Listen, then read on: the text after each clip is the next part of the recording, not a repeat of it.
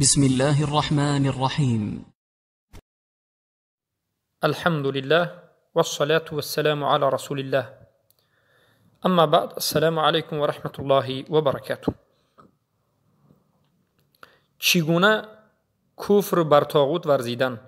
البته در این مسائل چندین سوال و جواب ها و حلقه های متواصل در مسئله کفر به طاغوت صحبت نمودیم، اما مختصرا بار دیگر تکرار میکنیم که کفر به طاغوت یعنی اعتقاد نمودن باطل بودن طاغوت و ترک کردن طاغوت، بد دیدن طاغوت، براءت کردن از طاغوت و تکفیر کردن طاغوت، کافر شماریدن طاغوت. با همین کفر بر طاغوت به وجود می آید. و این چنین شیخ سلیمان السحمن ذکر میکنند که دشنام دادن طاغوت که این منهج سلف امت است، شتم و حقارت کردن طاغوت، تحقیر و بدیش را ذکر کردن و مردم را از طاغوت بازگردانیدن، این همه اش کفر به طاغوت است و در حالت قدرت و توانایی نابود کردن طاغوت. بارک الله فیکم. امروز بعضی ها هستند که میگویند کفر بر طاغوت این بدون تکفیر کردن طاغوت، یعنی طاغوت را کافر نشماری هم کفر ورزیدن به طاغوت ممکن است. والله این عقیده باطل است. بر طاغوت کفر ورزیدن این تکفیر نمودن طاغوت است. طاغوت اصلا چیست؟ طاغوت خیلی که محمد ابن عبدالوهاب میگند کل ما عبد من دون الله و هو راس، همه آن چیزهایی که بجز الله عبادت کرده می شود و خودش راضی است.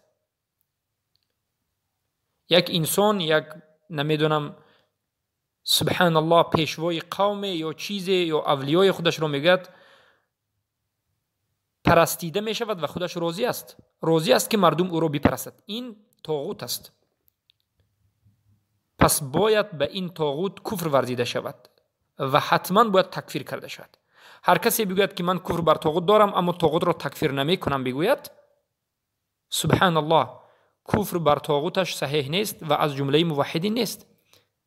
چگونه ای که علمای اهل سلف و اهل سنت و الجماعت بیان نمودند، بمانندی شیخ سلیمان ابن عبدالله ابن محمد ابن عبدالوهاب، بمانندی مجدد الدین الثانی در جزیره عرب شیخ عبدالرحمن ابن حسن ابن محمد ابن عبدالوهاب و دیگر از علمای نجد و دیگر از علمای اهل سنت و الجماعت.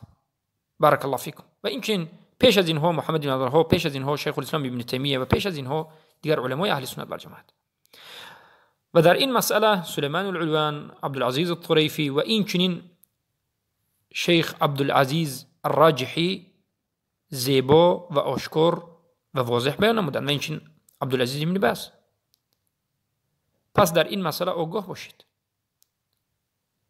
و از عبدالعزیز الطریفی سوال می شود که یک عده انسان ها هستند که اعتقاد میکنند که طاغوت را تکفیر کردن لازم نیست، بدون تکفیر طاغوت هم کفر به طاغوت به وجود میاد. عبدالعزیز طریفی میگه، عبدالعزیز الراجحی، شیخ عبدالعزیز الراجحی میگن حفظه الله که البته این عقیده باطل است، بلکه بدون تکفیر